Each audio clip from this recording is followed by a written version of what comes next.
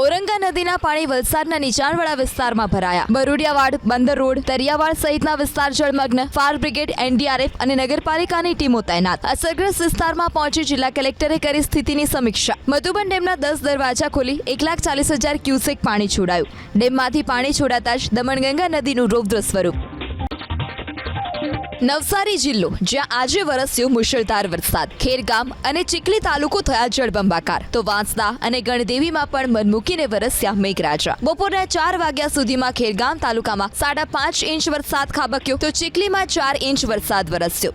વાંસદામાં 3 અને ગણદેવીમાં 1 ઇંચ વરસાદ વરસ્યો. ભારે વરસાદને લઈ ખેરગામ તાલુકાના નદી નાળા છલકાયા, તો ચીખલીની નદીઓમાં પૂર આવ્યું. ચીખલી રિવરફ્રન્ટ પાસે આવેલું તડકેશ્વર મહાદેવ મંદિર પાણીમાં ગરકાવ થયું. બે કાંઠે વહી રહી છે પૂર્ણા નદી. દ્રશ્યો છે નવસારીના. ઉપરવાસમાં મુશળધાર વરસાદ વરસતા નવસારી જિલ્લાની પૂર્ણા, અંબિકા અને કાવેરી નદીમાં પૂર આવ્યું છે.